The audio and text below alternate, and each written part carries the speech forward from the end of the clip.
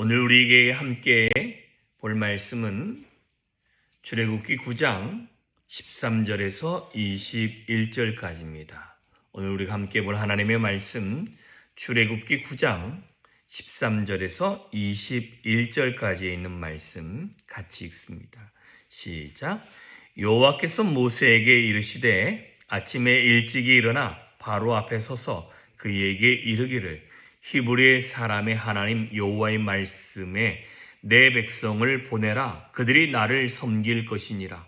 내가 이번에는 모든 재앙을 너와 내 친아와 내 백성에게 내려 온 천하에 나와 같은 자가 없음을 내가 알게 하리라. 내가 손을 펴서 돌림병으로 너와 내 백성을 쳤더라면 내가 세상에서 끊어졌을 것이나 내가 너를 세웠음은 나의 능력을 내게 보이고 내 이름이 온 천하에 전파되게 하려 하였음이니라. 내가 여전히 내 백성 앞에 교만하여 그들을 보내지 아니하느냐. 내일 이맘때면 내가 무거운 우박을 내리리니 애굽 사람이 세워진 그날로부터 지금까지 그와 같은 일이 없었더라. 이제 사람을 보내어 내 가축과 내 들에 있는 것을 다 모으라. 사람이나 짐승이나 무릇 들에 있어서 집에 돌아오지 않은 것들에게는 우박이 그 위에 내리리니 그것들이 죽으리라 하셨다 하라 하시니라. 바로의 신하 중에 여호와의 말씀을 두려워하는 자들은 그 종들과 가축을 집으로 피하여 들였으나 여호와의 말씀을 마음에 두지 아니한 사람은 그의 종들과 가축을 들에 그대로 두었더라. 아멘. 오늘 본문은 그 7번째 재앙인 우박에 대한 재앙입니다. 13절에서 21절까지는 우박이 내릴 것이다 라는 것이고 22절부터 26절까지는 그로 인한 피해가 있게 되어지며 27절부터 35절에 보면 바로가 와가지고는 하나님께 구합니다. 제발 데리고 나가서 우리의 백성을 살려달라고. 그러나 우박이 그친 이후에 그의 마음이 다시 완악해졌더라라는 표현이 나오게 되어집니다. 자, 오늘 본문 안에는 우리가 살펴본 것처럼 바로 앞으로 나아가서 내 백성을 보내라. 그들이 나를 섬길 것이다. 그러나 너가 내리지 않으면 이전의 재앙에 너가 돌림병으로 내가 너를 죽일 수도 있었으나 그러지 아니하였다. 내가 너를 세우는 이유는 다른 것이 아니라 내가 정말 너희의 영원한 하나님 뿐만 아니라 온 천하에 이런 하나님이 없음을 알게끔 하기 위함이다 라고 이야기를 하고 있습니다. 그리고 난 다음에 내일 이맘때쯤에 무거운 우박을 내리리니 라고 이야기합니다. 그래서 무거운 우박이라고 그래가지고 제가 좀 찾아봤습니다. 큰 우박인가 하고 봤더니 영어 성경에는 이렇게 이야기합니다. 최악의 우박을 동반한 폭풍이라고 이야기를 하고 있습니다. 헤일스톰이라고 이렇게 써 있더라고요. 자, 그러면 우박을 동반한 폭풍 같은 게 내리게 되어지고 그것들은 어떤 상황이냐? 최악의 상황으로 만들어 갈 것이다 라고 이야기를 합니다.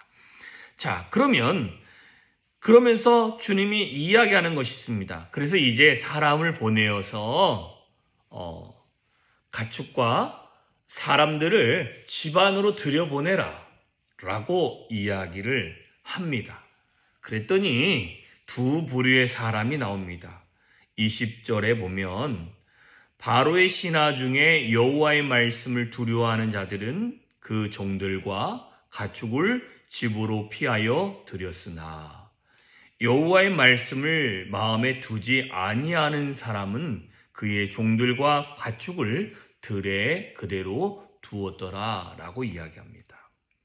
자, 이 전체적인 내용에서 우리 안에 확인할 수 있는 것은 18절, 19절, 20절, 21절에 보면 18절과 19절에서는 하나님이 어떠한 재앙이 임할 것인지 분명하게 이야기하면서 그 재앙을 피할 수 있는 방법을 제시하셨습니다.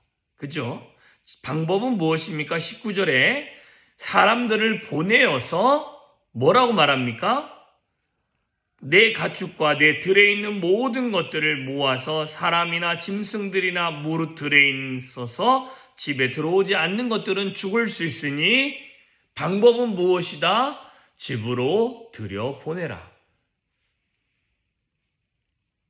그런데요, 이 내용을 보면 우리가 또 한 가지 좀 더 살펴볼 수 있는 것이 마지막 때에 재앙이 우리가 피해갈 수 없는 재앙이 우리 가운데 임하게 되어질 것입니다. 그런데 이 재앙이 닥칠 때에 믿는 사람 귀에만 야, 이런 어려움이 있을 거야. 그러니 준비해. 이렇게 말씀하는 것이 아니라 믿지 않는 모든 사람이 알아들을 수 있을 만한 말로 모든 사람 귀에 들려졌다라는 것입니다. 또한 들려질 거라는 겁니다. 그래서 야, 조심해라. 마지막 때는 우박과 같은 것이 올 거야.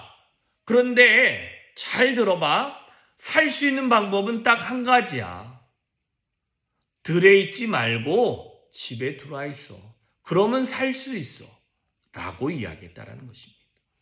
이걸 좀 더 확대 해석해 보면 마지막 때에 하나님이 이렇게 말씀하실 것입니다. 야, 이제는 피해갈 수 없는 큰 폭풍과 같은 어려움이 있을 거야. 세상에 있지 말고 하나님의 집, 하나님의 교회로 찾아와. 그러면 살 수 있어. 라고 이야기를 한다는 것입니다. 그때에 반응하는 사람들은 20절과 같은 사람, 21절과 같은 사람으로 구별되는 것입니다. 어떻게 구별됩니까? 하나님의 그 선포된 말씀을 마음에 담는 자 한 사람 뿐만 아니라 21절에 여호와의 말씀을 마음에 두지 아니하는 자라는 것입니다.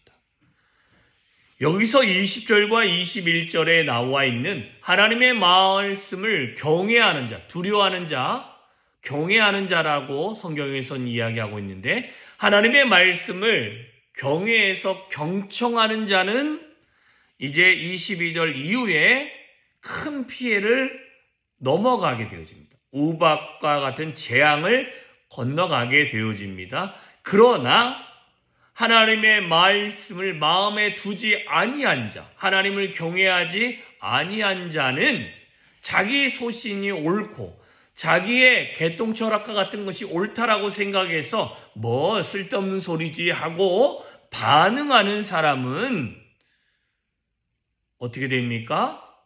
그 소리를 마음에 두지 않았음으로 인하여 결과물은 또 새로운 결과물로 만들어진다는 것입니다. 그런데 왜 이러냐면 이 사람들은 태어나면서부터 지금까지 한 번도 우박을 맞아본 적도 없고 또한 우박이 왔다는 소리도 들어본 적도 없습니다. 왜 그런가 보면 애굽 나라가 세워진 그날로부터 지금까지 그와 같은 일이 없었기 때문에. 그러니 노아의 방주에서 보면 야, 비가 올 거야. 그러니 비가 올 거니 모두들 내가 만든 이 방주로 피하면 살 수 있어. 아무리 이야기해도 노아의 그 방주를 짓는 모습을 주변에 있는 사람이 조롱하는 것입니다. 왜 그러냐면 그들은 한 번도 큰 홍수가 나는 비를 경험한 적이 없었기 때문입니다. 자, 하나님은 노아를 통해서 많은 사람에게 경고하듯이 모세를 통하여 우박이 내릴 거니 하나님이 살 수 있는 방법을 제시했음에도 불구하고 그 제시한 말씀을 마음에 두는 사람과 두지 않는 사람은 차이가 있다는 것입니다. 자, 이것은 저와 여러분의 신앙생활에도 동일합니다. 우리는 하나님이 성경을 통해서 말씀하신 그 경고의 말씀과 위로의 말씀과 진리의 말씀과 구원의 말씀을 하나님을 경외함으로 그 마음에 하나님의 말씀을 두면 하나님이 지키시고 보호하시지만 우리가 하나님의 말씀을 마음에 두지 않고 두기를 싫어하고 하나님을 경외하지 아니하면 그 또한 그 피해는 내가 고스란히 감당하게 되어진다라는 것입니다. 그러니 저와 여러분이 하나님의 말씀을 마음에 담고 그 말씀을 마음에 둘 수 있는 저와 여러분이 되어야 될 줄 믿습니다. 기도하겠습니다. 참 좋으신 하나님 아버지 감사합니다. 하나님 오늘도 복된 하루를 허락하셨습니다. 하나님 정말 하나님의 재앙이 임하는데 그 재앙이 임할 거라고 분명히 말씀하시고 뿐만 아니라 피할 길도 하나님이 제시했지만 그들이 여호와의 말씀을 두려워하는 사람이 있었는가 하면 그러지 아니하고 여호와의 말씀을 마음에 두지 아니함으로 인하여 그대로 평소대로 살았던 사람들이 나누어지게 되어졌습니다. 하나님 마지막 때에 주님은 우리에게 이처럼 경고하시는 줄 믿습니다. 이때 우리는 하나님의 말씀을 마음에 두지 않는 자의 모습이 아닌 하나님의 말씀을 마음에 두어 하나님의 영광을 보게 하시고 하나님의 능력을 경험하게 하시고 뿐만 아니라 하나님이 우리를 지키시고 보호하시는 방편을 경험할 수 있도록 주여 함께하여 주시옵시고 오늘도 붙들어 주시고 오늘도 우리를 세워주시는 은혜가 임할 수 있도록 주여 은혜 위에 은혜로 더하여 주시옵소서. 놀라운 하나님의 은혜가 우리 가운데 충만히 임하기를 소망하며 예수님의 이름으로 기도하였사옵나이다. 아멘.